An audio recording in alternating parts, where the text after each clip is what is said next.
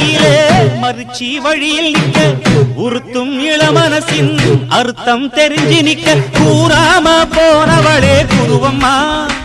பதில் கூறாம போனவளே குருவம்மா அட வருத்தம் என்ன பருவமா நாம விலகி நிக்க ரெண்டும் ரெண்டு துருவமா